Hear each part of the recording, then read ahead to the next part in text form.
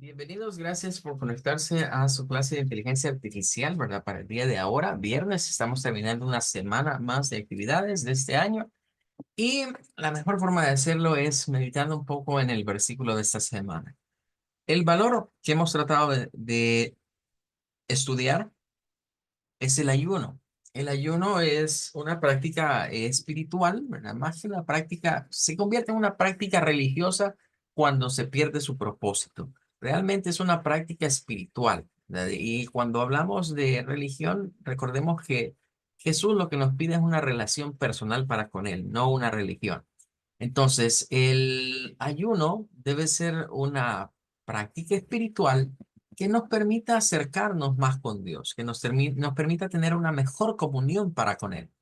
Jesús, es claro, ayunó muchas veces y el propósito era tener un mejor contacto para con el Padre. Eh, el despojarse, digamos, de los alimentos, de consumir agua quizás en algunos momentos, nos permite saber, ¿verdad?, de que no solo de pan y agua depende el hombre, ¿verdad?, sino de todo lo que viene de parte de Dios. Por situaciones médicas, a algunas personas quizás no les conviene ayunar, ¿verdad?, sobre todo si padecen de cuestiones del colon, gastritis o cosas por el estilo. Entonces, no es una práctica que tampoco deba de imponerse sobre las personas. Debe ser algo que nace en el corazón del creyente. Algunos creyentes la utilizan quizás como una especie, no quisiera llamarlo así, pero pareciera como una especie de chantaje a veces, ¿verdad? Como querer decirle, mira, Dios, te ofrezco un ayuno, pero si me das algo. No debe ser ese el espíritu de un ayuno. El espíritu de esta práctica, repito, es acercarnos más a Dios, es decir, tener un momento de comunión para con Él. Claro está, ¿verdad? Dedicado un tiempo para orar, meditar en la Biblia. Ese es el propósito detrás del ayuno. Las versiones en español, quizás la Reina Valera no sea la más acertada con palabras como no seáis austeros o esto de que demudan sus rostros o que ya tienen su recompensa. Quizás no son las palabras más adecuadas. Con los grupos de inglés, por ejemplo, hemos estado viendo algo otras versiones de la Biblia y nos damos cuenta que, pues, Jesús dijo eso de austeros en otras versiones es como parecer lúgubres, sombríos o tristes. Es una forma de decirlo de manera diferente. Eh, y los hipócritas, no se nos olvide que eran los religiosos del momento en el tiempo de Jesús. Nuevamente, quizás eso de una religión, no que se llamara una falsa religión, pero el término quizás vendría siendo aplicado más que todo a quien llevamos una vida religiosa, pero en el fondo no creemos ni siquiera en lo que nosotros hacemos o en lo que predicamos. A eso nos referimos en esa parte de una falsa religión. O sea, no es que haya una que sea verdadera, sino que se refiere al término más bien visto desde el ángulo de que si yo hago estas cosas, la fe sin obras es muerta, dice la Biblia, pero también el solo hacer obras no es sinónimo de que tengo fe. Entonces, ahí es donde tenemos esa dualidad, digamos, en este sentido. Es interesante ver que Jesús se refería en eso de demudar el rostro a que estas personas se maquillaban, se echaban cenizas, se echaban suciedad, digamos, polvo sobre sus rostros para verse demacrados, para verse como que habían estado muchos días sin comer, casi como, diría yo, como una especie de huelga de hambre, verse en esas condiciones, como cuando alguien se pone en huelga de hambre. Eso hacían los fariseos, los saduceos y los escribas de aquel entonces. Entonces Jesús les estaba reclamando que él sabía que ellos se maquillaban para simular su ayuno. O sea, ni siquiera era que ayunasen realmente. Ellos simulaban. Curiosamente, en el inglés, el término es que ellos utilizaban maquillaje. O sea, se ponían maquillaje como actores. Y creo que ya es una segunda vez en la cual Jesús se refiere a que los religiosos, bueno, las personas, digamos, que aparentan ser religiosas, tienden a ser falsos, tienden a ser como actores nada más. Se muestran religiosos delante de quién? De los hombres. Quieren tener esa apariencia de personas piadosas, pero delante de quién? No de Dios, delante de los hombres. Y ahí es donde viene la parte de recompensa. Jesús les dijo, bueno, estos, porque ya se ganaron la admiración de todos aquí en la tierra, que dicen, ah, no, si es que el hombre es un santo, vieras cómo ayuna, vieras cómo pasa orando. Eso, quien lo ve son los hombres. Pero Dios mira nuestro corazón y ve nuestras intenciones. Por eso, este tipo de prácticas espirituales deben ser hechas en intimidad para con Dios. Bien dicen por ahí algunos predicadores, mire, el momento en el que usted muestra cómo es usted realmente es cuando usted está solo. Cuando usted está en soledad, solo está usted y nadie más. No, ahí está Dios. Entonces, en ese momento es cual usted se muestra como es, como Dios lo ve realmente, porque es el único que puede estar cuando usted está solo. Por esa razón es que llamamos intimidad con Dios, algo muy personal. No es necesario andarlo publicando con los demás, vea, o andarlo, hoy la moda quizás sería subir a las redes sociales, vea, estoy ayunando, ¿verdad? Llevo tantos días de ayuno y mostrarnos así, ¿verdad? Como que nos vemos mal. Pero ya decíamos, en ningún momento debemos de caer en ese tipo de prácticas que son más prácticas que muestran que estamos creyendo o estamos viviendo en una falsa religión. Y no falsa porque digamos que los hombres dicen que son falsas. No, la misma persona la está haciendo falsa porque no está practicando las cosas que se deben. Bueno. Con eso terminamos y hoy vamos a hablar un poco más de la teoría del señor Gardner. Ayer veíamos en la clase lo que eran las inteligencias, por lo menos este diagrama nos ilustraba, pero hoy vamos a entrar a más profundidad de este tema. Bueno, decíamos que el señor Garner sigue con vida. Y entonces eso permitió que en los últimos años él siguiese investigando en la Universidad de Harvard. De ahí viene su trabajo, ¿verdad? Ahí es donde se focalizó ya a desarrollar más su teoría de las inteligencias múltiples. Y aquí tenemos un desglose es de acuerdo a lo que es la última actualización, digamos, de su teoría, pasó de decir, mire, hay 8 a 12. Se definieron al final 12 tipos de inteligencias. Y algunas quizás son combinaciones de otras, ¿ve? Entonces, como que a medida él fue descubriéndolas, fue dándole otros nombres, ¿ve? Fue dándole nombres, fue ideando cómo iba a estar eso. Y yo no dudaría que algunos años más adelante vengan otros estudiosos y tomen la teoría de Gardner y nos salgan con más tipos de inteligencias. Por lo que les decía, el cerebro humano es una máquina, ¿verdad? Que no deja de asombrar al hombre o a los científicos cada vez que lo van a investigar. En vez de descubrir más cosas, se dan cuenta que cada vez saben menos del cerebro o del comportamiento del cerebro. Em, Tenemos la lingüístico verbal, ¿verdad? Digamos que hasta aquí, hasta estas son las que hemos cubierto en la clase de ayer. Explicábamos lingüístico verbal, cuestiones del lenguaje, todo lo que tiene que ver con el lenguaje. Aquí cabe mencionar, si no lo dije ayer, no solo van las habilidades que tienen que ver con la lengua, no solo va aquello que tiene que ver con la adquisición de un idioma, sino que también va también ligado a aquello de las personas que traen para la literatura, a los que les gustan hacer poemas, hacer composiciones, a los que les gusta leer mucho, ¿verdad? Documentarse, conocer de historia.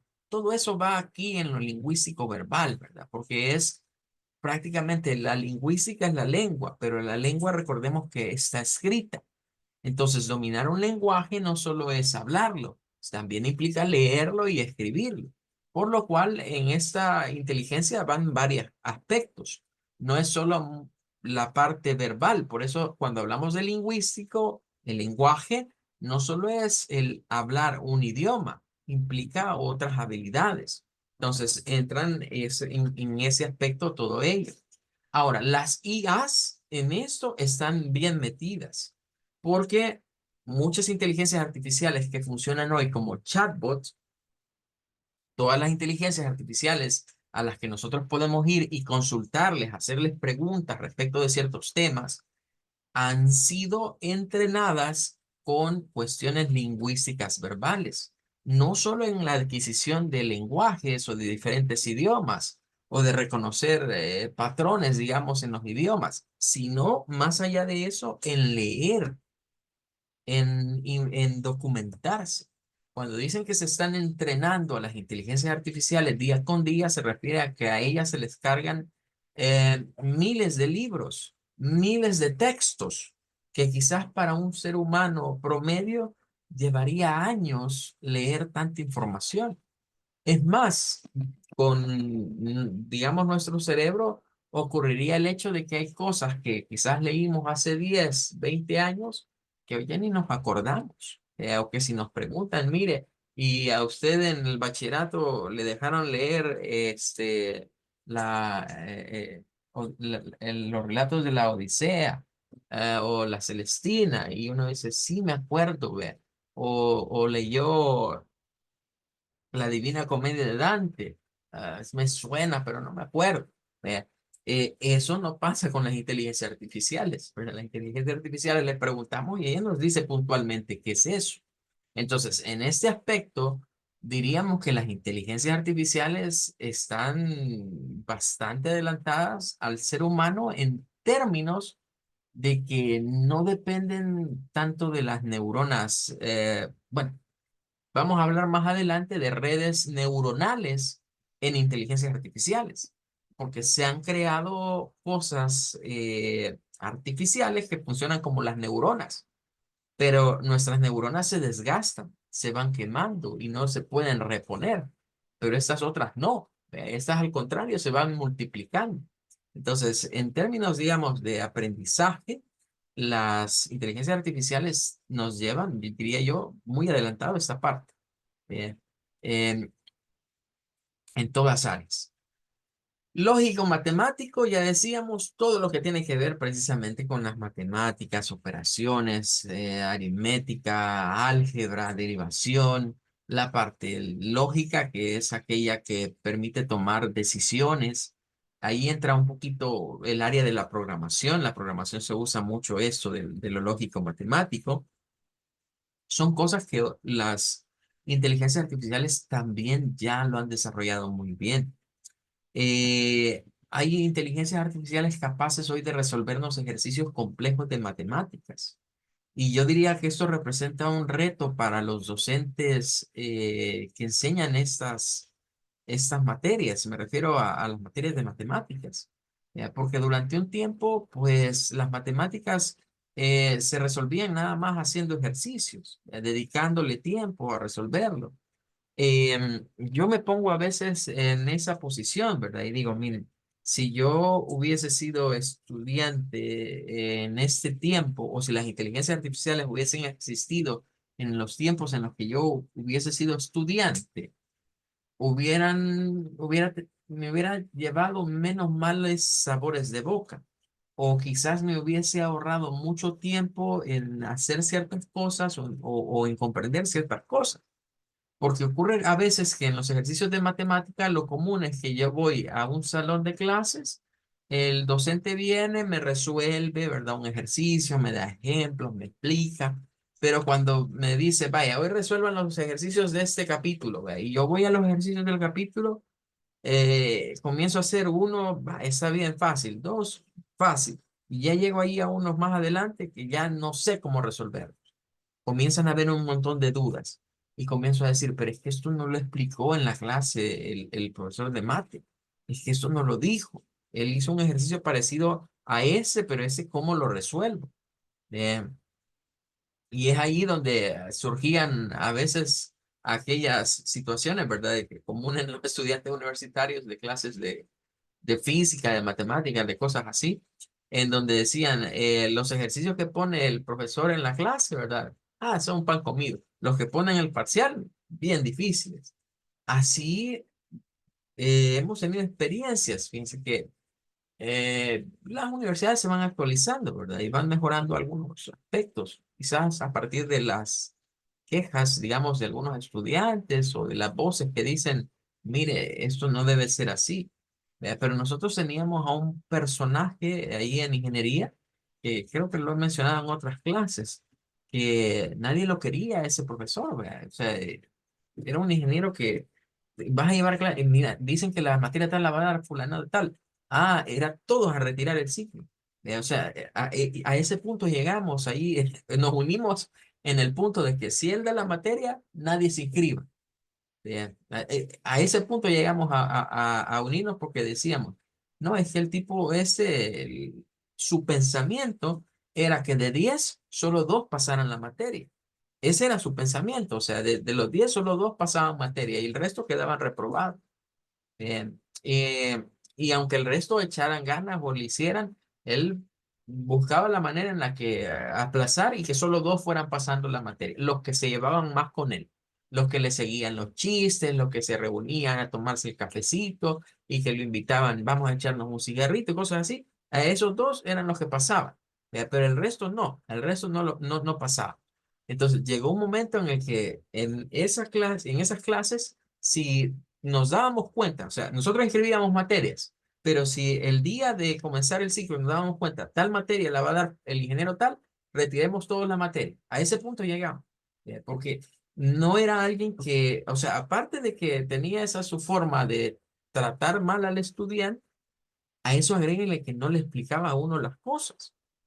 O sea, no solo era una persona que tenía esa tendencia, digamos, a que te caía mal por su forma de ser, sino que además a eso agréguenle que venía y completamente antipedagógica a sus clases. O sea, ahí uno no aprendía nada.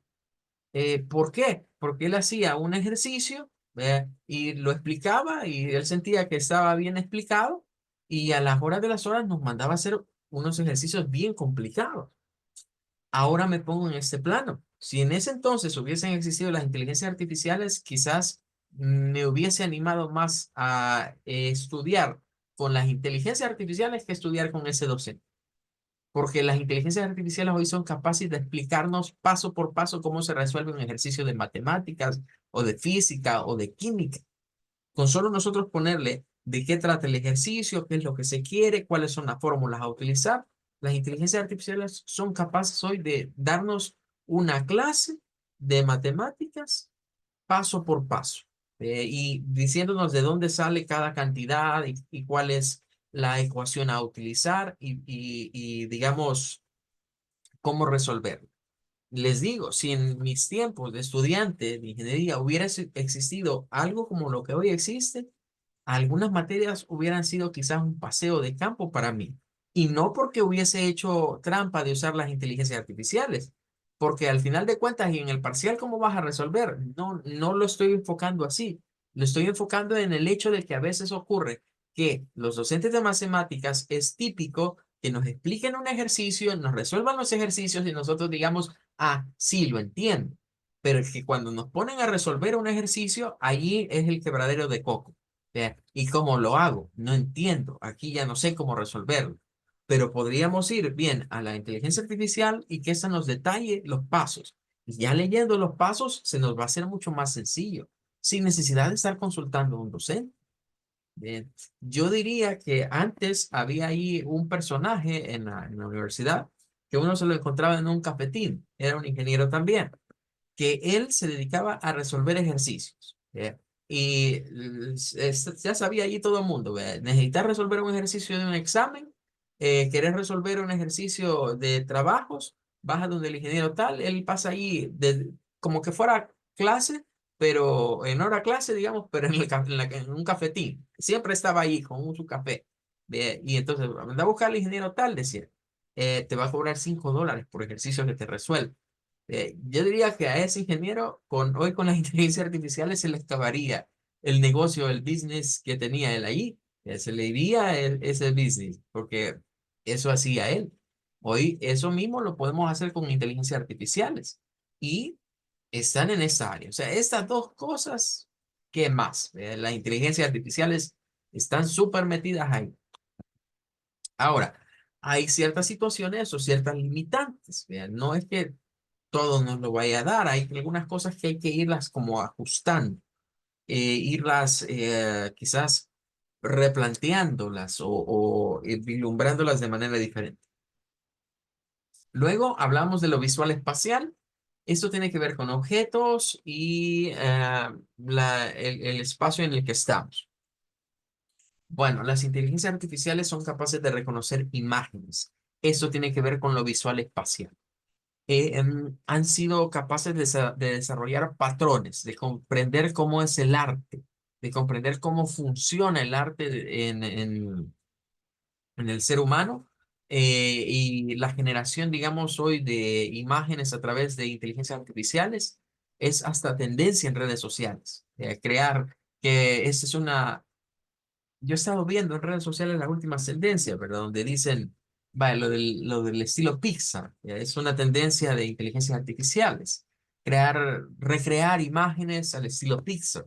Pero también hay otras cosas en donde se ponen a recrear ah, películas, pero con otros actores, que no son los originales. ¿Cómo hubiera sido, qué sé yo, Misión Imposible en vez de con Tom Cruise, con Ken Reeves, por decir algo? Entonces, es algo en lo cual las inteligencias están muy desarrolladas, sobre todo en la parte de imágenes, tratamiento de imágenes. Ahí es donde dicen muchos, se les acabó el negocio a los diseñadores gráficos.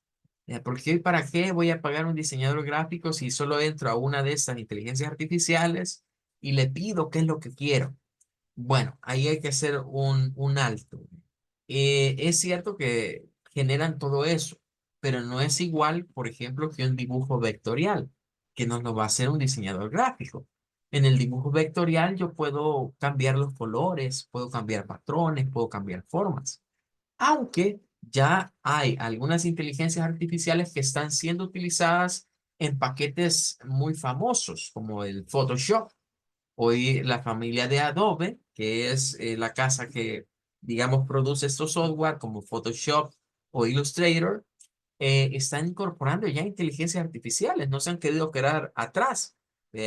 Y están incorporando algunas que permiten trabajar con cambios de colores. Es decir, que yo tengo una imagen y le digo a esa inteligencia artificial el tipo de patrón de colores que quiero para esa imagen.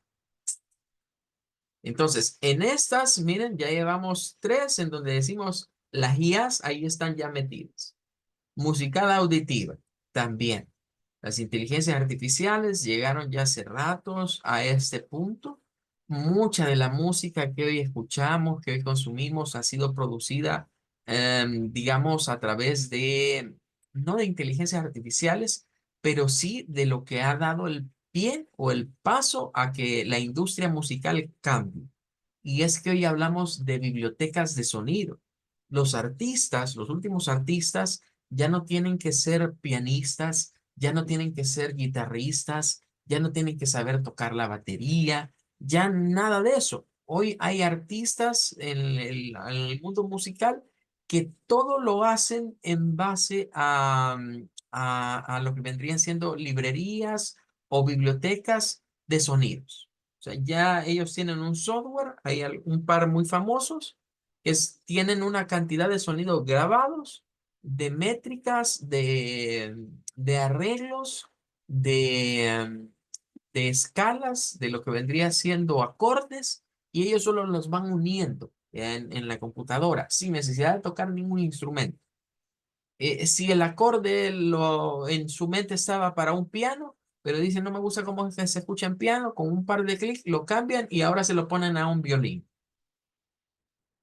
Entonces, si bien es cierto, eso todavía es software y todavía involucra que un humano esté ahí manejándolo, ya hay inteligencias artificiales capaces de producir música así como la están produciendo muchos humanos en la actualidad o muchos artistas que si yo dijese, mire, es que si fuésemos a comparar a esas generaciones de artistas actuales, con los artistas que surgieron hace 50, 60 años atrás, es que no tienen comparación.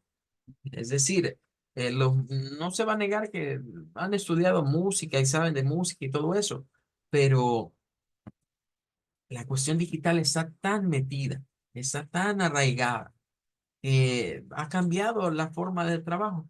Es como que yo les diga, miren, es como comparar a alguien un escritor de algún libro famoso, cómo escribió su libro 80 años atrás. Lo escribió en una máquina de escribir. ¿Cuántas veces no se equivocó? ¿Cuántas veces tuvo que arrancar páginas, ¿verdad? Y decir, me equivoqué, voy a volverla a escribir, volver a hacer toda, quizás una idea, toda una página, porque se equivocó en una parte o le cambió su punto de vista. Y hoy en día, pues resulta que en un programa de computadora eso se hace en un 2x3, un par de minutos. Igual pasa en la música, ¿verdad? Quizás apreciamos más el trabajo que se hacía antes por las horas que la persona pasaba trabajando. Y hoy en día, pues la tecnología ha hecho que eso se acorte. Lo mismo es lo que les quiero referir al tema de las matemáticas, de utilizar las inteligencias artificiales para nuestros estudios o para alguna área, digamos, que podrían decir, ah, entonces, si te lo hace la inteligencia artificial, ¿qué vas a estar aprendiendo? Hoy es diferente. Yo creo que a nivel docente debemos estar preparados, los docentes, para estas nuevas tecnologías y que ya no es tanto de dejar los mismos trabajos que se dejaban antes o el mismo tipo de dinámica con la que se trabajaba antes. Porque si se deja eso, la inteligencia artificial lo resuelve fácilmente. Y entonces los estudiantes piensan, "Ah, es más fácil hacerlo con inteligencia artificial, no me va a costar mucho. Aquí está el reporte, aquí está la tarea, ya la terminé. Y en la mente del estudiante me queda más tiempo para otras cosas. ¿Ok? Entonces, como docentes debemos de cambiar ese paradigma, ¿verdad? Y decir, no, hoy no tiene que ser algo tan mecanizado lo que se pida. Debe ser algo más reflexivo, algo más argumentativo, a no partir, digamos, de teorías que ya están dadas, sino más bien, bueno, ¿y cómo se pueden mejorar esas teorías? ¿O qué se le puede agregar a estos elementos? Ese debería ser el camino en la parte educativa al confrontarnos delante de las inteligencias artificiales. Ahora, no es para simplificarnos la vida como lo verían algunos. No, es más para dedicarle más tiempo a otras áreas o otros aspectos. Si los aspectos que esas inteligencias artificiales pueden manejar, lo manejan ellas y nos dan ya un resultado, pues usémoslo, está bien, pero invirtamos el tiempo en desarrollar más otras áreas en nosotros. Bien, corporal kinestésica, decíamos ayer que esto para inteligencias artificiales no mucho aplica por el momento, es más para el área de robótica, es más para cuando comencemos a ver ya sistemas autónomos, ¿verdad? Donde se va a ponerle a un robot, por así decirle, una inteligencia artificial. Interpersonal e intrapersonal, decíamos que tiene que ver con los sentimientos, el manejo, digamos, de lo que es interno, lo que es externo, cómo me llevo con otros, cómo estoy para conmigo mismo. Y quizás en esta parte las inteligencias artificiales todavía no han calado hondo, porque no tienen autoconciencia. Cuando logren la autoconciencia, pues podríamos hablar de estas cosas. Sin embargo, si usted le hace preguntas a una inteligencia artificial sobre cuestiones interpersonales, como qué es la empatía, de cómo puedo escoger a mis amigos, cuáles son algunos tips para encontrar una pareja, un esposo, una esposa, qué características debe tener una persona o qué características tienen un verdadero amigo, esas cosas no las contestan porque son más teóricas, tiene contenido de eso, pero no es que esté sintiendo eso, la inteligencia artificial, no es que nos comprenda, lo que hace nada más es respondernos de acuerdo a la teoría que otros han dado al respecto. Eh, bueno, luego tenemos la naturalista, ya decíamos toda la cuestión natural, que quizás en esta área sea otra en la que las inteligencias artificiales dominan más la parte teórica por la concentración de información que tienen respecto de, ya, porque sí, a ella le podemos preguntar, mire, ¿cuál es el nombre científico de esta especie? Y nos lo va a dar. Ya, o digamos, cuáles son los tipos de mosquitos que habitan en América Latina y nos lo va a dar. Tiene conocimientos de eso, pero son teóricos. A eso nos referimos. Estos últimos están bastante relacionados. Todos estos que estamos viendo acá, este bloque, están relacionados entre sí. Tienen que ver con la parte interpersonal e intrapersonal. De hecho, yo diría que en un primer instante, el señor Gardner llegó a esta parte, pero a medida fue avanzando, fue descubriendo estos otros, porque estos otros que están aquí están interconectados con los demás. Porque lo naturalista, mire, sensibilidad que se muestra hacia el mundo natural. ¿Qué tiene que ver esto? Tiene que ver con lo intrapersonal.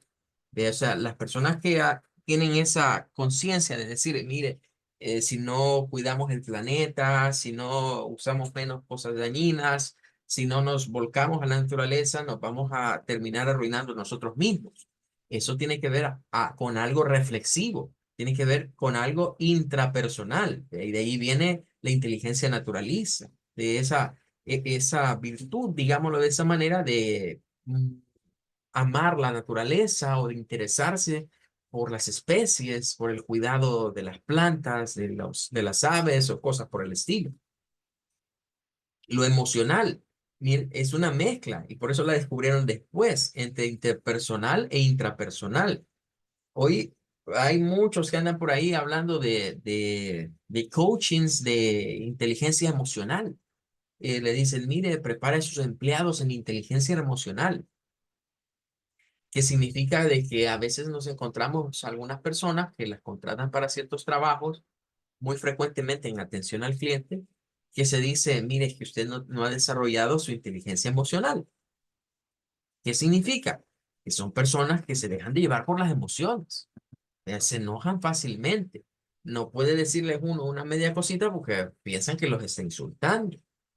O personas, digamos, que no saben cómo tratar con alguien que llegue enfadado. Una de dos, o le salen hablando pesado al que llega bravo, o vienen y se ponen todos así, sí, tiene razón, y es que me dio miedo este hombre, es como vino. No dominan sus emociones. Personas que se quebrantan muy rápidamente, ¿verdad? Y que por todo se ponen a llorar. Tiene que ver con eso, con la parte emocional. Claro, pueden haber trastornos, pueden haber problemas, digamos, que la persona haya sufrido en su infancia o en alguna etapa de desarrollo que les afecte en la actualidad. Entonces, cuando alguien dice, mire, necesita trabajar su inteligencia emocional, significa que usted tiene algo, digamos, que no lo muestra o áreas en sus actitudes, ya, que demuestran que tiene algún tipo de conflicto interno o bien externo. Las personas que no se relacionan muy bien con otros, cuando decimos, es que yo soy bien antisocial, vea, tiene que ver con la inteligencia emocional, tiene que ver con la cuestión interpersonal propiamente. Idealmente, como seres humanos, deberíamos desarrollar todas esas inteligencias. Si no un 100%, por lo menos diría yo que el 50% de cada una debería alcanzarse a desarrollar en nuestras vidas. Luego está la existencial, que esta va más relacionada a lo intrapersonal. La existencial es casi ponerse como muy filosóficos. Eh, por eso dice el sentido que tiene la vida y la muerte. Yo diría mucho que los que les gusta filosofía tienen muy desarrollada la inteligencia existencial o ya la traen desarrollada. Les gusta meditar, les gusta reflexionar, les gusta pensar, bueno, ¿y qué hago yo en esta tierra? ¿Qué hago en este mundo? Bien. La creativa es otra que se deriva de estas mismas, que tiene que ver con esa parte de crear cosas, innovar, aunque ese es un tema para discusión. No sé si vamos a tener tiempo o cuándo voy a poderlo meter en la agenda, pero es necesario ver un video que es un documental realmente. En inglés se llama Everything is a Remix. En español es como todo es una remezcla o todo es un remix, porque viene del inglés la terminología. Es un señor que se llama Kirby Ferguson, que hizo, curiosamente, su documental tiene dos versiones. Hay una versión que es la primera, que si no estoy mal, lo sacó como en el 2010, 2012, por ahí. Y hay una que ha hecho más recientemente, como en el 2021 creo que la sacó, por ahí está la fecha, en donde lo ha actualizado por la cuestión de las redes sociales y los memes, para meter esa parte. Pero en sí, lo que él dice en ese documental, o en resumen, es que pareciese que el hombre ya se quedó sin ideas de crear cosas nuevas. Eh, es más, dice que el proceso creativo realmente se basa no en algo nuevo, sino en algo ya existente. O sea que todos los inventos que vemos que van saliendo, el hombre los hace a partir de otros inventos. Son reversiones de cosas que ya existen, actualizaciones de cosas que ya existen o mezclas de cosas que ya existen. Pero realmente no es nada nuevo, no hay nada nuevo. A mí me gusta ese documental porque quizás el señor Kirby no lo enfoca de esa manera, pero eso es algo que está plasmado en la misma Biblia. En Eclesiastés, Salomón, ¿verdad? Dice de que algo así, parafraseando un poco, no hay nada nuevo debajo de los cielos. Como quien dice que aquí en la tierra ya no hay nada nuevo. Podríamos pensar que cuando hablamos de la creatividad son cosas nuevas, son cosas que innovan. Si bien es cierto, vemos esa forma de creatividad, realmente para el proceso creativo siempre tenemos que basarnos en algo. O sea, no, si yo quiero hacer algo, tengo que ver primero cómo lo hizo alguien más o tomar ideas de cómo está hecho esto acá para poderlo replicar. Y eso es parte del proceso creativo y no es que estemos copiando, porque parte de la reflexión que Kirby Ferguson hace es esa. O sea, no es que estés copiando a otro, simplemente el cerebro humano para crear tiene que basarse en cosas que están hechas. No, no podemos crear de cero. Y eso tendría que ver con lo que les dije la vez pasada, ¿verdad? Que a un científico ahí le replicaron y le dijeron, bueno, y hoy ustedes pueden hacer vida, pero a ver, decime, si no tenés células madre, ¿cómo crear vida? Y el científico dijo, no se puede, no puedo. Entonces le rebatieron, bueno, entonces es obvio que Dios existe. ¿Ya? Porque ¿quién hizo esa célula madre? El hombre no la puede hacer. Los científicos han llegado a esa conclusión. Nosotros podemos hacer vida, dice hoy el hombre, pero necesitamos una célula madre. Y si no hay célula madre, ¿cómo hacer la vida? Entonces, el hombre parece ser que en su parte creativa necesita cosas que ya están hechas para crear nuevas. Ahora, cerramos con la colaborativa, que eso tiene que ver igual, ¿verdad? Con lo interpersonal, vean. O sea, estas, si ustedes se fijan, son como áreas quizás más específicas de las últimas dos. Y claro, yo diría que en esta última ya hay inteligencias artificiales que colaboran entre ellas, que se comunican entre ellas. Pero ya se nos terminó el tiempo. Les agradezco su permanencia y nos veríamos primero Dios el día lunes en la siguiente clase. Feliz fin de semana. Buenas noches, gracias. Bueno, Igual. gracias, igual.